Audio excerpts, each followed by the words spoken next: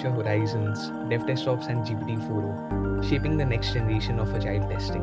Let me start with a couple of questions. What if your code didn't just follow instructions, but anticipated your needs? What if it could innovate alongside you? Doesn't that sound interesting or like magic? But here's the thing. The future isn't far away. In fact, some of those concepts are already taking shape in today's world. And of course, those are what we'll be discussing today. So, ladies and gentlemen, visionaries of technology and enthusiasts of the future, welcome to a moment that promises to transform your perspectives and ignite your curiosity. In this vibrant ambience of the InflectraCON 360 conference, where knowledge converges with aspiration, I'm Siddhant Wadhwani, and I'm honored to be your guide through the uncharted territories of this topic. So, dear friends, brace yourselves for a journey that promises to redefine the way we perceive technology and teamwork. Together, we are about to step into a future where AI and human brilliance harmonize, synergize, and reshape the landscape of DevTestOps. So, with excitement in the air and the promise of innovation on our lips, let's explore how AI is nurturing collaboration and dismantling the barriers that have hindered progress. After all, most of you all know the future beckons, and as explorers of innovation, we stand ready to embrace it. Without further ado, before we dive into the session, let me give you a quick introduction about myself. I'm Siddhant Wadhwani with nearly a decade of professional work experience in the tech industry with a passion around traveling, technology, and sports. As an engineering manager SDET at Newfold Digital, I currently manage a team of about 35 estates across geographies, cross-functionally. And having spoken at over 80 plus tech conferences around the globe, I have also taken up the mantle of being a Browser Stack champion and the Mumbai chapter lead. Moreover, I'm certified in various technologies. Most of them you can see listed here. As an active member of the tech community, I contribute to open source, especially WordPress, and also prefer being a content creator with as a blogger, podcaster, and have nearly 20,000 followers and the top voice LinkedIn badge. So if any of you wish to connect with me over social handles, feel free to reach out at any point. Well, the agenda is going to be pretty simple. It covers all about DevTestOps, the basics, deep diving into real world examples and best practices. DevTestOps hasn't been a new topic. It's been there for a while. So there have been myths and misconceptions, which we'll debunk for sure. Um, I'm sure most of you all are very passionate about hearing about the AI transformation journey with DevTestOps. So that's what we'll discuss. Certain potential use cases, because of course, generative AI has just kicked in, although AI has been there for a while. So let's look into certain use cases of how we can leverage that in testing and automation. And last but not the least, the future roadmap. And I'll leave you all with some key takeaways. Now, there's a number of items on the agenda. So let me start off with a wonderful quote by Aristotle. Well, quality is not an act, it is a habit. This quote highlights the importance of making quality a habit rather than just an occasional activity. In the context of software development and DevOps, it emphasizes the need to prioritize quality at every step of the process, right from development to deployment. Let's understand a little more about what is a software. Talking about software, most of us are already aware that the software development process starts off with an idea, as you can see right in the center. That is then transformed into a concept and eventually into a fully functional product. To ensure software quality, testing is essential throughout the entire development process. But unfortunately, some people tend to miss out on those parts of the processes, like the importance of testing the idea in itself. Now, testing the idea is critical for identifying the information, refining that, and solidifying it. This can be achieved across various methods like unit testing, integration testing, and acceptance testing. This enables us to scrutinize different artifacts, identify various shortcomings, and refactor them accordingly. Consequently, We can use these different artifacts for all the activities that are performed during the software development lifecycle, such as designing, planning, development, coding, testing, maintenance, and beyond that.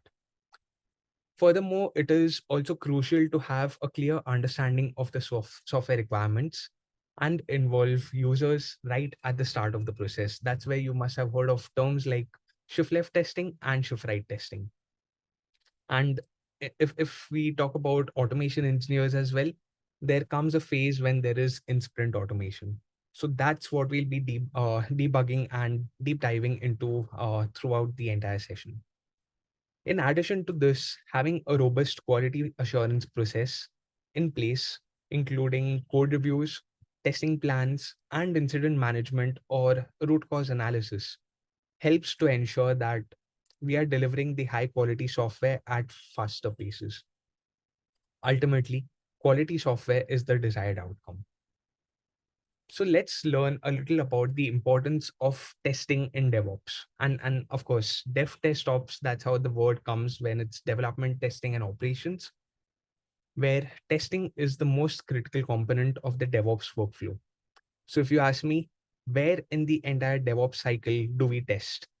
If you see this diagram over here, I would maybe question that to you. Would we test over here at the planning phase, at the branch phase, code, merge, or maybe at every single phase of that cycle? Well, in a DevOps environment, testing is integrated into the software development and delivery process, and it is performed at every single stage of that process. One of the key principles of DevOps is CI/CD. CI/CD, of course, stands for continuous integration, continuous delivery. This means that the code is integrated and tested frequently, and that software is released to production as soon as it's ready. Testing now is an essential part of this process, as we discussed, and it's used to ensure that the code which is being integrated is of the highest quality and it doesn't break the existing functionality. Now, we spoke about CI/CD, but what about automation? Automation is another key principle of DevOps, and it's used to automate as much of the software delivery process as possible, which includes testing, of course. Automated testing allows organizations to run tests quickly and consistently, thereby reducing the human errors. Automating tests can be run on a regular basis, such as with every code commit, to ensure that the code is always in a releasable state. Talking about CI/CD and automation, I think one major important factor here is also the customer feedback loop, because the more changes we keep pushing out to production on a faster pace, testing and getting feedback is essentially important. So by measuring the performance of the software delivery process and using that feedback to improve your cycles, improve your testing, and thereby improve the overall quality, to make sure that it meets the needs of the customers is your primary concern. Now, if you see, this entire DevOps cycle is full of tests everywhere. So does that mean tests everywhere? Well, as software professionals, we are familiar with the challenges when traditional testing struggles to match fast software releases. And that's where agile testing had stepped in. It's a practice that integrates testing throughout the software development lifecycle, ensuring high quality and efficiency. DevOps and Agile both aim for effective communication, a short feedback loop, and an optimal efficiency in high quality software development. They are quite similar, with DevOps building on Agile principles. However, the testing approach is what sets them apart. Agile testing is a core concept of Agile methodology, which ensures continuous testing is performed during the development phase. This helps catch issues early on, and Agile testing has become even more crucial in that regard, as it speeds up the updates while maintaining quality. So, in a nutshell, Agile testing enhances quality in DevOps, supports faster releases, and makes sure that you're delivering the best quality to your customers. Now, I spoke a lot about testing in general, and across the DevOps cycle. So let's understand the fundamental of DevTestOps. How does testing fit into the overall DevOps workflow? Well, that's where DevTestOps comes in, where the key focus is on continuous testing. Unlike the Agile Manifesto, which was coined back in 2018, the DevTestOps has its own manifesto too, thanks to various images that I've sourced through Dan Ashby and certain from the internet.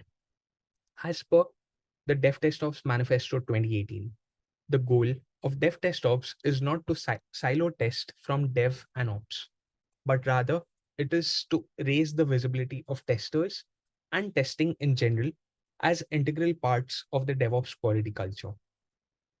Now, in simple terms, it means DevTestOps has set a culture where software developers, testers, and operation engineers work together, as you can see in the diagram on the right hand side.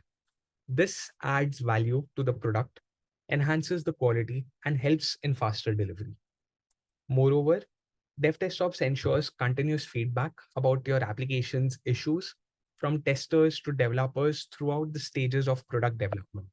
So the feedback reaches the product managers and they revise the entire requirements, and you get the best quality out for your customers. Now, this requires organizations to embrace all of testing and not just test automation. Well, it includes exploratory testing, test development, as well as testing flows manually.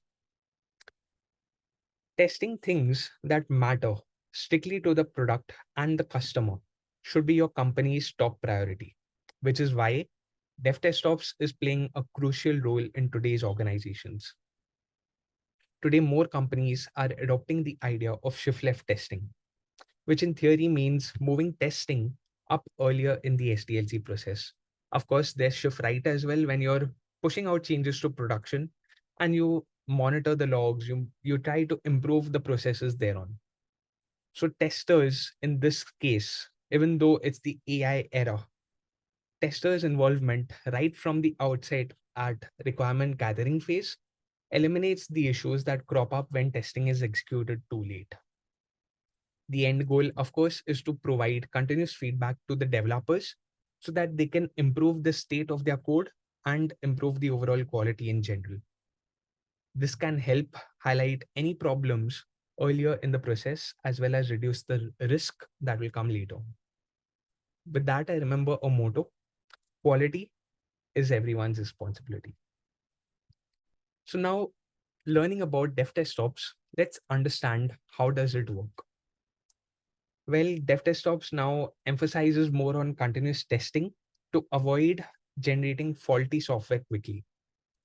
This has driven the rise of DevTestOps, which encourages collaboration among development teams, product teams, marketing, support, sales, etc.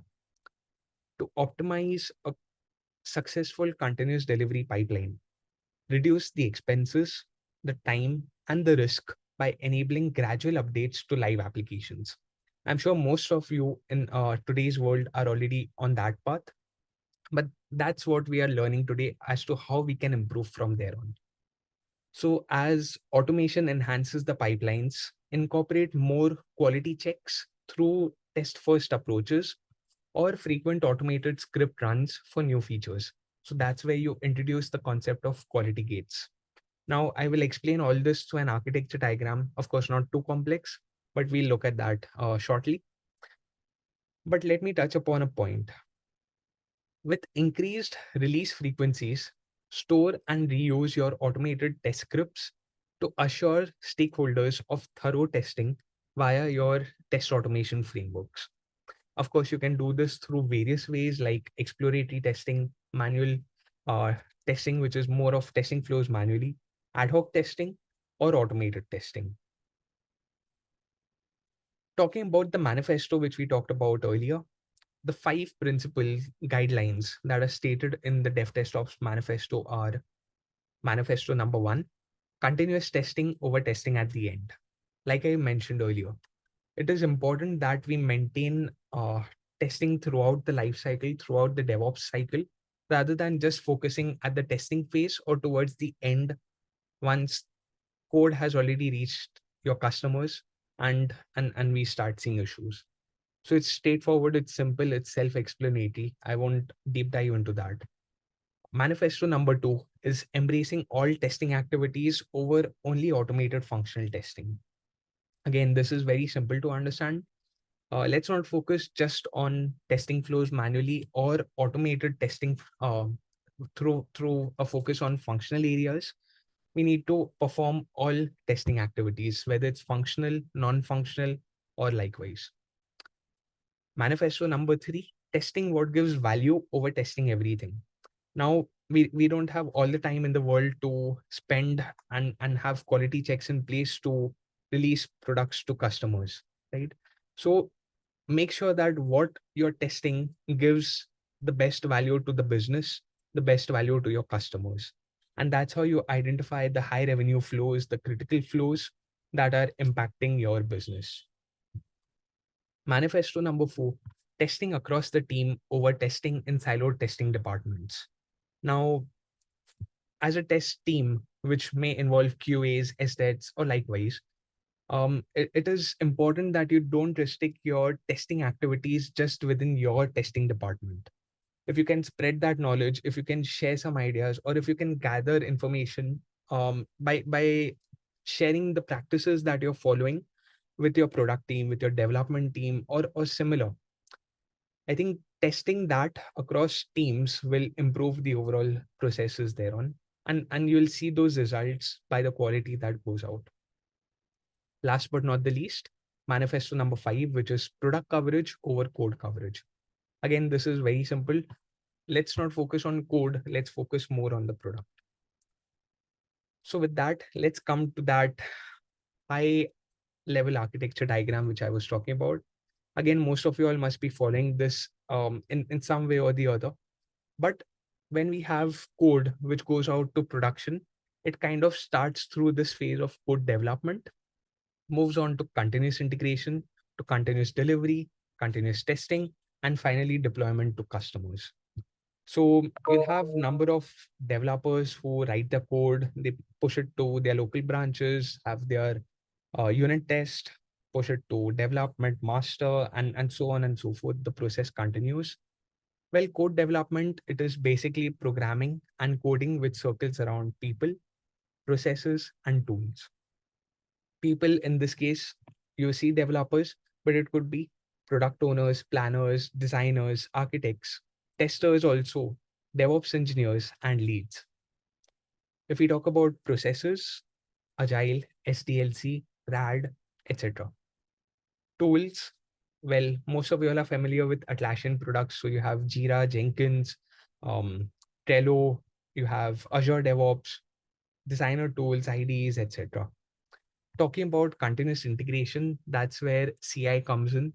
It is more about integrating your code to an integration server like Jenkins, for example, which provides feedback by running tests, scans, checks, and make sure that the feedback loop is integrated with code development.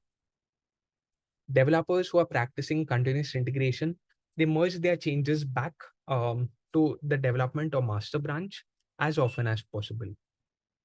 The developers' changes are validated by the integration and the unit tests that are in place. You can see we have Jaco, SonarQube, Veracode, tons of applications, tons of tools that are available now. And by doing so, you avoid integration challenges that can happen when waiting for the release date to merge changes into the release branch. Continuous integration puts a great emphasis on automated testing to check that the application does not break when new commits are integrated into the master branch. So that's why you see at the bottom where we have a check build status, you can always put in parameters like, okay, 80% of critical automated tests are passing. Let's proceed to the next step. So these are measures that you and your team formalize, have those quality gates in place, and make sure that you're getting the best quality out for your customers.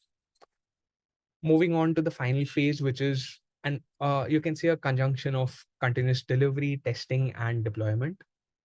Well, continuous delivery is just an extension to continuous integration, since it automatically deploys all the code changes to a staging environment mirror production environment, or if you call a canary environment, and finally to production.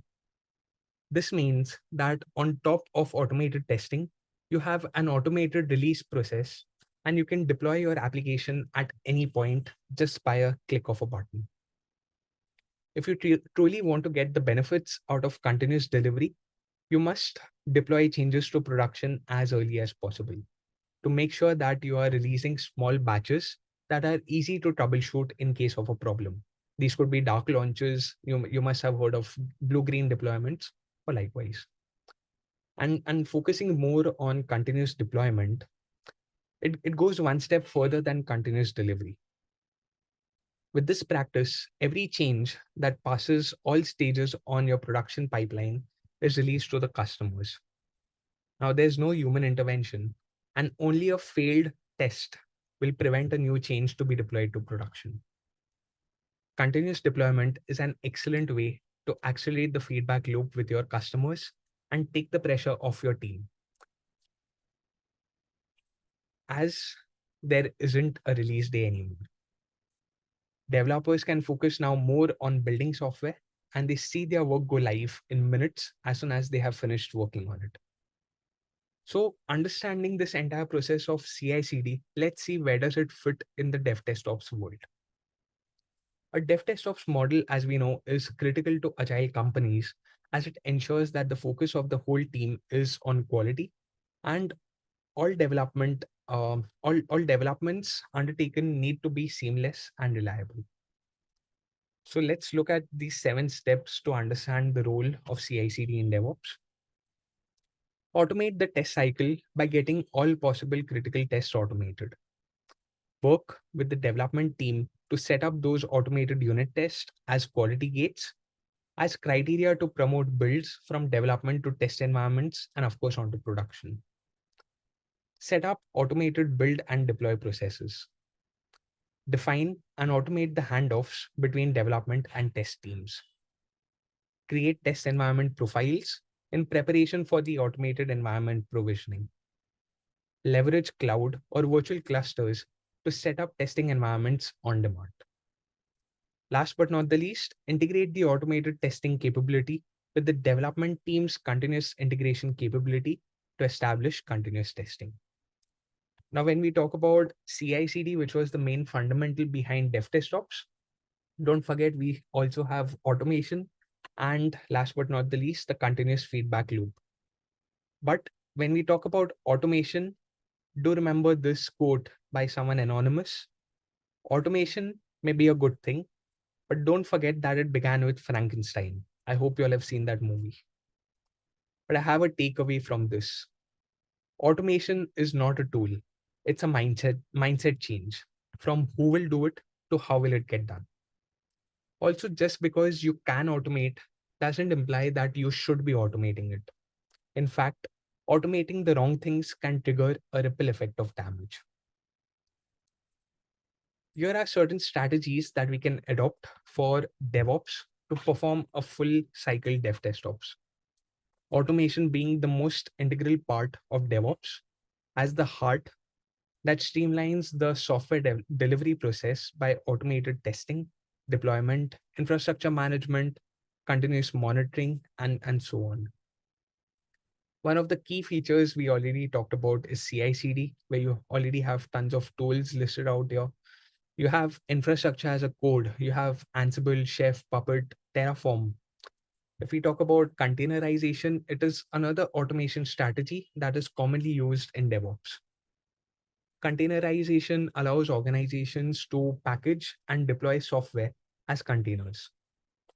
By using tools such as Docker, Kubernetes, organizations can automate the process of building, testing, and deploying their code onto production as fast as possible in the most efficient way.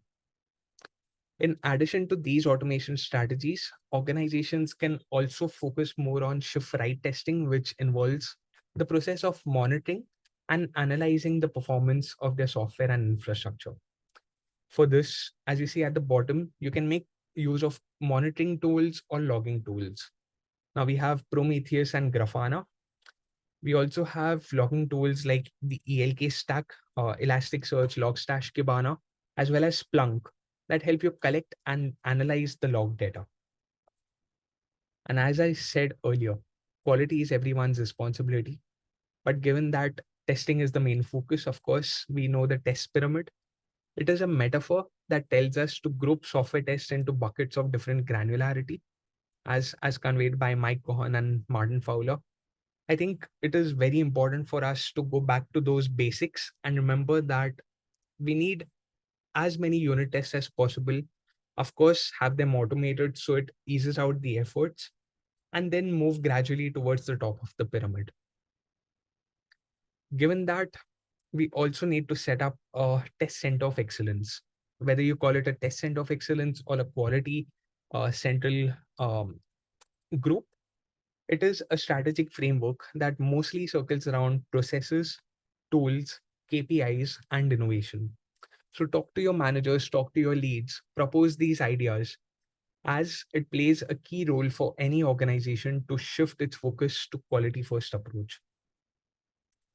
Well, business likes to hear a lot of numbers. So talking about numbers, organizations have adopted test center of excellence have reported that there were uh, about 50 to 70% improvement in the levels of automation in testing, with an average of 30% reduction in test cycles, and also the defect leakage reduced by 2%.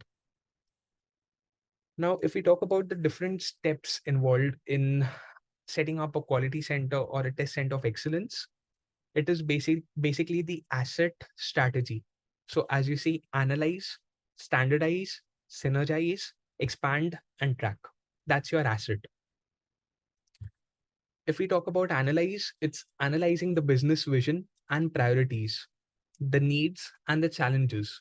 You can always do a SWOT analysis, which is looking at your strengths, weaknesses, opportunities, and threats. If we talk about standardize, it's more of standardizing certain processes, best practices, guidelines, and at the same time defining KPIs and metrics that will help measure the performance for your team. Third is synergize.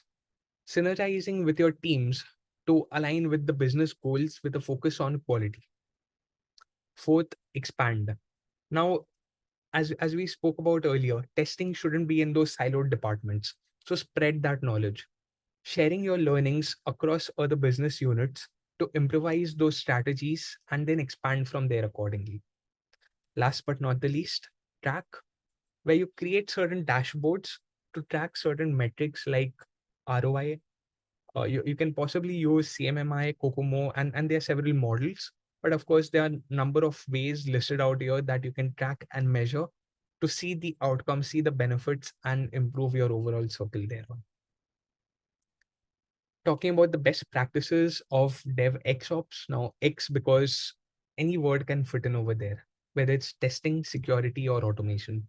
You must have heard of DevSecOps as well. So that's why let's look at best practices in general. Talking about testing, automate as much of the testing processes as possible.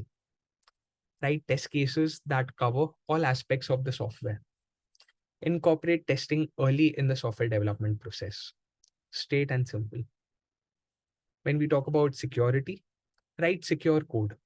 Test for vulnerabilities.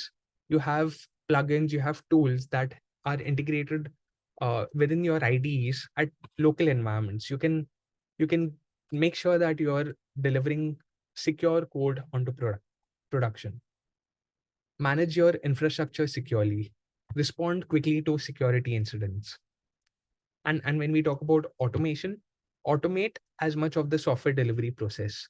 Now, when we spoke in the section of testing, it was automate as much of the testing processes, but here it's more towards software delivery, more on the infrastructure as a code. So use tools that are easy to use and integrate with. And last but not the least, the shift right part, which is monitor and analyze the performance of your software and the infrastructure. Now, all this is theoretical, but when we look at real world examples, especially from a huge company like Netflix, which I'm sure most of you all must be aware or have heard, It is one of the most well-known examples of a company that has successfully implemented DevTestOps. The company has adopted a number of these principles and practices, including continuous integration and delivery, automation, and infrastructure as a code. Behind the scenes, Netflix also uses a microservices architecture, which allows them to develop, test, and deploy individual services independently. This allows them to deliver new features and updates to their customers faster and more efficiently. Now, if you see the state diagram on the left-hand side, this is how Netflix used to perform earlier, where their teams used to work in silos, whether it was an architect, an SDET, or a system admin. They had single responsibility functions. And if you take then that example of an architect, he would only think of architectural designs, and SDET being involved in the test automation framework part, and a system admin more on the operations end.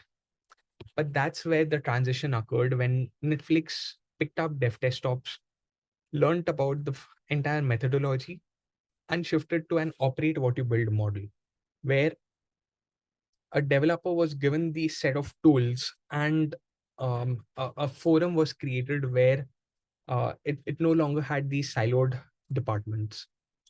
So now developers handed off the code to the ops team for deployment and operations, where each team was performing different stages.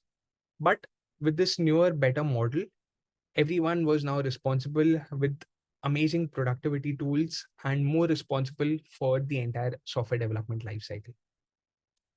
So with this, what do we learn? Of course, I have added the link to the case study for those who want to learn more. But some lessons that we learn from this is, don't build systems that say no to your developers. Focus on giving freedom and responsibility to your engineers. Don't think about uptime at all costs. Prize the velocity of innovation. Eliminate a lot of processes and procedures. Practice context over control. Don't do a lot of required standards, but focus more on enablement. Of course, one important point is, don't do silos. Don't build those walls and fences. Rather, adopt, you build it, you run it culture. Focus on your data and always put customer satisfaction first. Don't do DevOps, but focus on the culture. Again, talking about certain metrics, according to a survey by Puppet, organizations that implemented DevTestOps practices automated their software delivery pipe practices. Um, they have seen a significant reduction in the time that it takes to deliver certain code changes or products to production by about 60%. If we talk about a survey by Gartner, organizations that have implemented DevTestOps practices, they have seen on an average 25% reduction in the number of defects that were delivered through production. And also a survey by Accenture, where on average, these organizations took about 20% in their ability to deliver new features and update their customers, with a 30% increase in their ability to meet the customer's needs, and also a 50% reduction in the time it took them to resolve these defects. And that's what you see with these different graphs, right from the cumulative annual growth rate, right to the adoption life cycle. When we look at DevTestOps, it is not a new term like I spoke about earlier. So there were a lot of myths and misconceptions when people tried to adopt this methodology. What do you feel are the most common myths and misconceptions about DevTestOps? Well, I have listed out the top three over here, which is 100% automation, challenges with coordination, and the cost benefit analysis. Yes, these are the top three myths and they continue to remain. But this is what I wanted to debunk today. Continuous testing requires 100% automation. As we all know, 100% automation of an application is not feasible. Hence, some scripts are run manually in the process of continuous testing. When we talk about challenges with coordination, large organizations do not benefit from continuous testing as they have huge development and QA teams, which make coordination difficult. So, continuous testing, since its inception, has been revolutionary for both testers and developers. Developers are now moving more closer to customers to shape their user experience according to the changing needs. And testers are also required to move closer to the developers and the business stakeholders, playing a vital role in the software development lifecycle process right from the early stages. Lastly, talking about the cost benefit analysis. Yes, DevTestOps practices, it is expensive, but it is a one-time investment. Once the team is equipped with functionality, the return on investment is tremendous. And you know the reasons already because that's what we discussed. Better code quality as no commit goes untested. Developers receive immediate feedback about the product from the tester, which helps in finding the root cause, fixing those bugs in a faster manner, and releasing them to production. The cost of finding these bugs earlier is, of course, much lesser as compared to finding it later on. And at the same time, there's almost no human mistake as most of these processes get automated. So now we heard a lot about DevTestOps, but how is AI revolutionizing this entire field? So let's look at GPT-4o, but of course we'll touch upon Gemini and other AI experiments which are going on in today's world. So going back to the basics of the evolution of software testing, software testing has been around for decades, dating back to the early days of computing, when programmers manually tested their code for errors and bugs.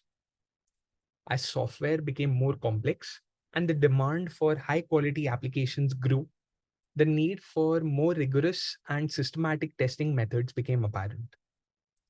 This led to the development of various testing methodologies, including testing flows manually, automated testing, exploratory testing, and several others. And that's the need for digital transformation and the AI revolution. With the increasing complexity of these software applications, those traditional testing methods are no longer sufficient to meet those demands of modern software development. The rise of digital transformation has led to the emergence of these new technologies such as generative AI, machine learning, artificial intelligence in general, that can be leveraged to transform the way we approach software testing. These technologies can help us identify defects early on, delivering high quality software at a faster pace.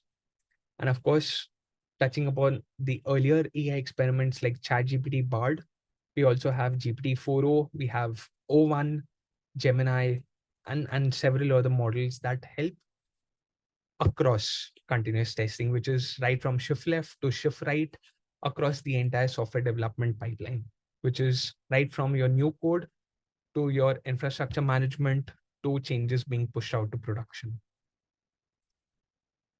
So we spoke a lot about, yes, AI is revolutionizing the field of testing in general, but I'm sure you all are very keen to learn about those potential use cases of where we can leverage these. So I have covered top 10 potential use cases where we can leverage generative AI in software testing and automation. Let's talk about the first one, which is automated test case generation. Now, across these 10 use cases, I have listed out certain tools or experiments that I tried and may have worked out for me. But again, it may or may not work out for you. So it's better that you experiment, you embrace AI, and uh, just learn from there. Talking about this scenario or this use case, use generative AI such as GPT-3, ChatGPT, which is 3.5, GPT-4o, Gemini, or any other AI experiment to interpret high-level requirements and generate detailed test cases. I have a short demo which I'll showcase a specific use case of this, but I think this is very self-explanatory, so I'll keep it short and simple.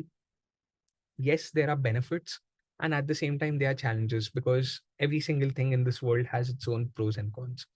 So, benefits we see here with leveraging generative AI is time efficiency, comprehensive test coverage, while at the same time, there could be challenges like quality assurance and data dependency because the data with which these models are trained may not be highly accurate. So you need to keep training it on different parameters on different data sets. And again, whether you are using OpenAI's model or XYZ model, or you set up your own model, I think the more you keep training it, that's how it will keep learning and give you more accurate results. Looking at the next factor, which is intelligent test data generation. Utilize AI algorithms to analyze application data requirements and generate realistic and diverse data sets. Implementation involves creating models that understand data relationships and patterns. Again, there are benefits and there are challenges. Data diversity and time saving, that's what we see as benefits. But across these use cases, I'll mainly focus on certain challenges as well. Like you have complex data structures. When we write out test scenarios, test plans, we have various cases that we consider, right? So it is important to make sure that the data that we are passing or prompting our models is is going through a sensitive um check or a compliance check or a legal check, I would say, and that's how you proceed. Again, a number of tools I have listed out which you can try and experiment. AI enhanced test scripting, integrate AI models into the development environment to suggest code snippets and improvements during test script creation. There's one more application to this which I haven't experimented yet, but of course you can give it a try, which is more of like code reviews. You can always leverage generative AI to start reviewing code, giving feedback accurately, suggesting ways you can optimize or make your code even more modular and give feedback in an automated way. So I just came up with a use case. Automated bug detection. Implement AI-based bug detection tools that analyze code changes and identify potential issues before deployment. Again, involves integrating bug detection tools into the CI/CD pipeline and training them on historical bug data. Benefits, we'll see early detection and improve code quality. But yes, there could be false positives, and it all depends on customizations. Likewise, we have number of other use cases like predictive test execution optimization.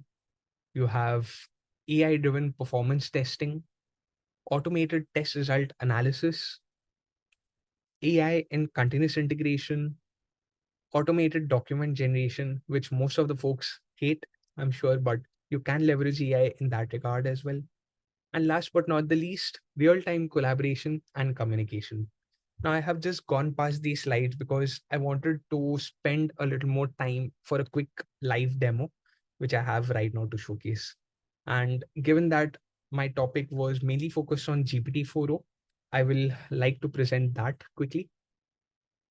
So as you can see my screen, I hope this demo is visible. So I have my GPT-4o where I have prompted it um, generate a comprehensive set of test cases for the checkout process of an e-commerce website like Amazon.in.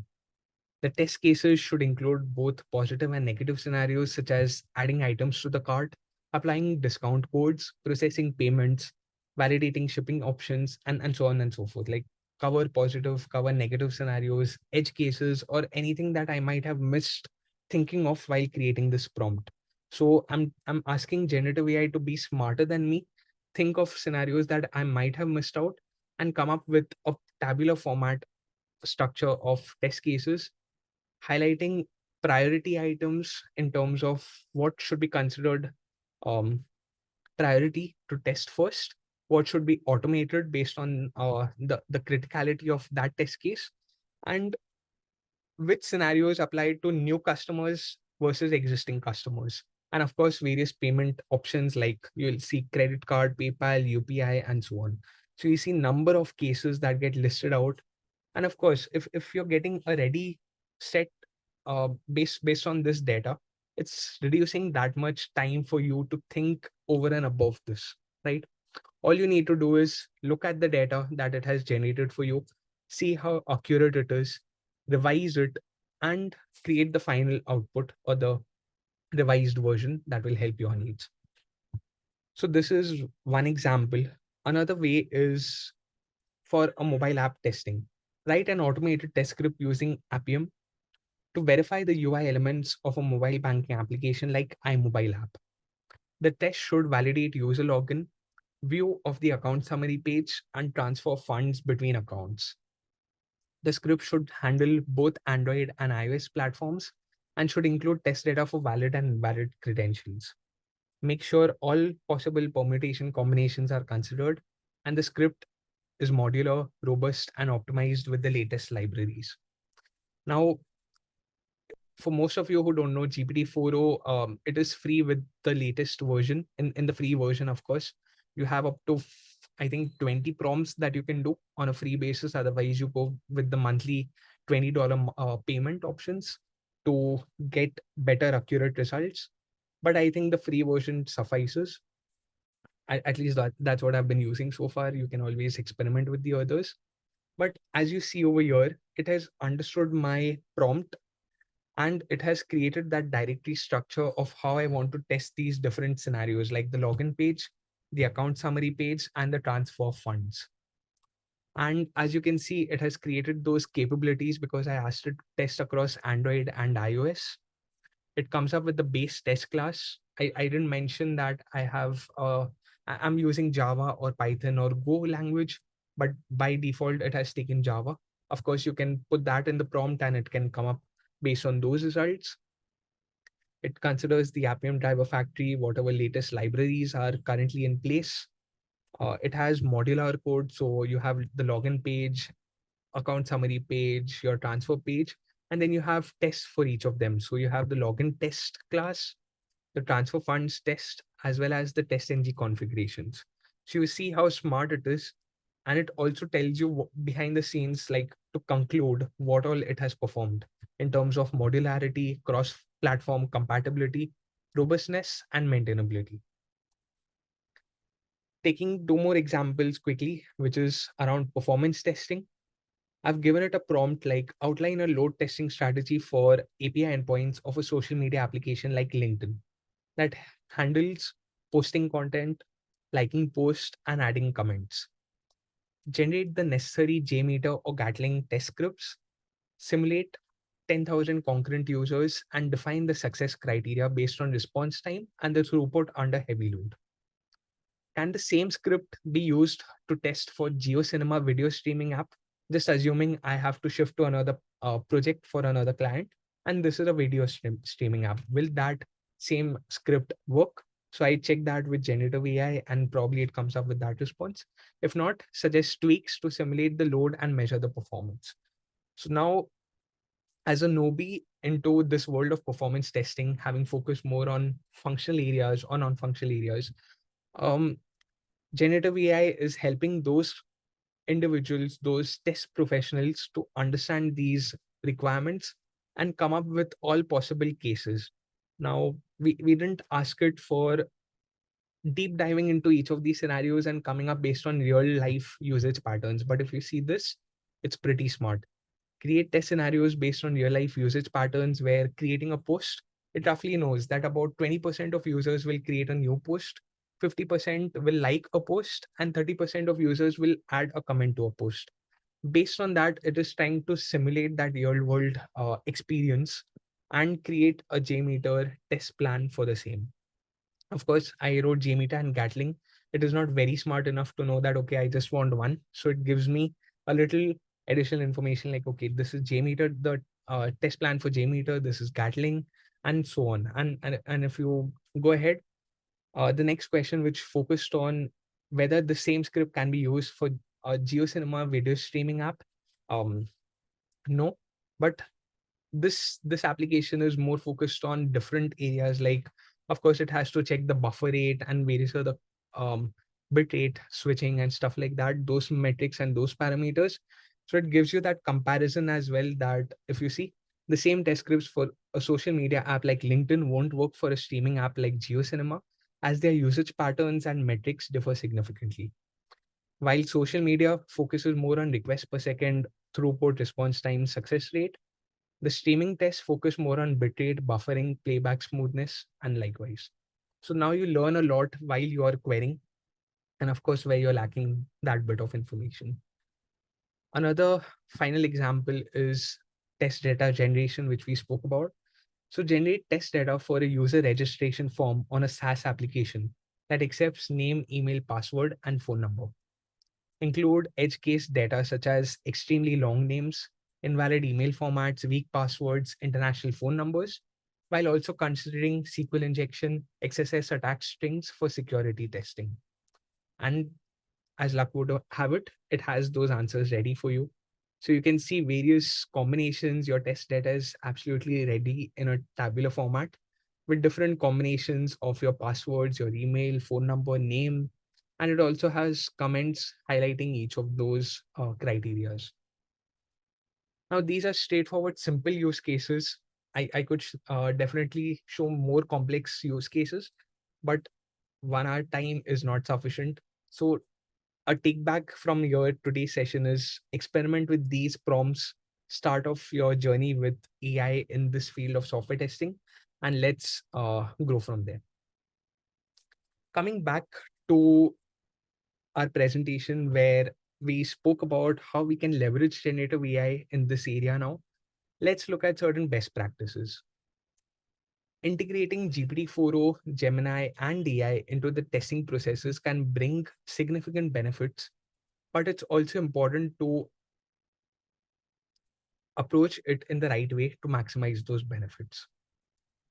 Let's look at some of those best practices, which is start small and focus on just 1 or 2 use cases initially so that you understand the value that you're getting out of generative AI that you're leveraging for your use case.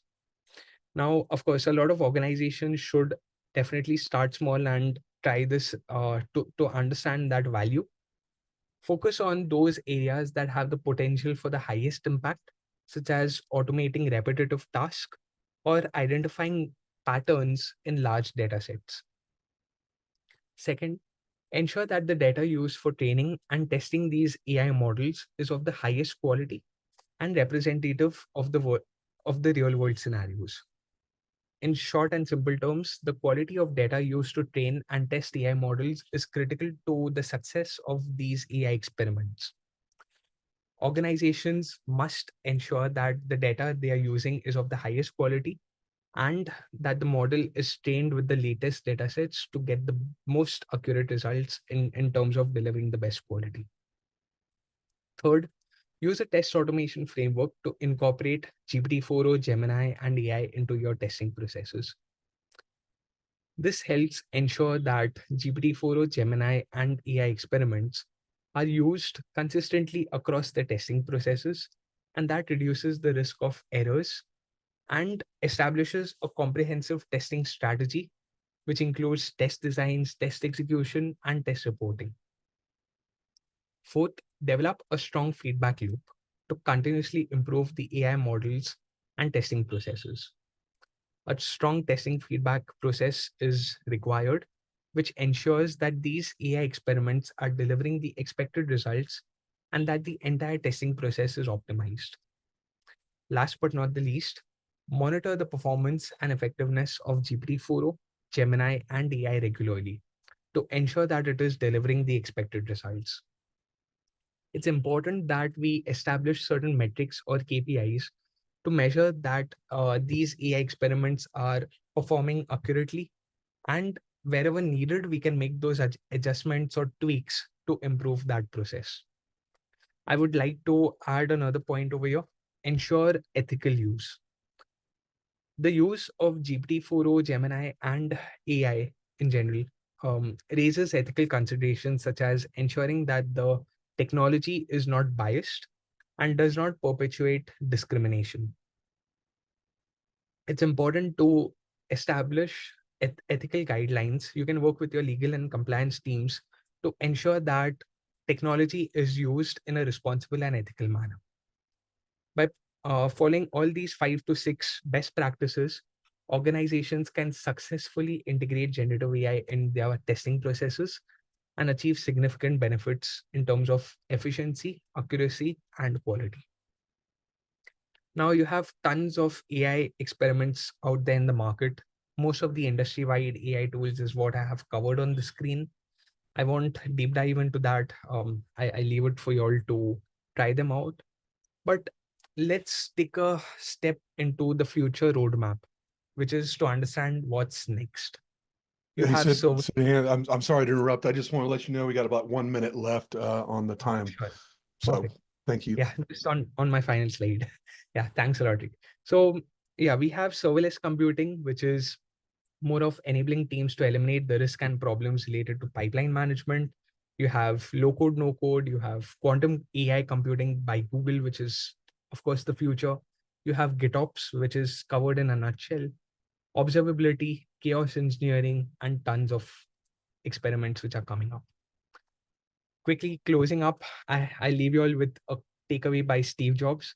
Technology is nothing. What's important is that you have faith in people, and that if you give them tools, they'll do wonderful things with them. DevTestOps is a great way to improve release cycles and streamline the product delivery processes. I have already shared the DevTestOps manifesto.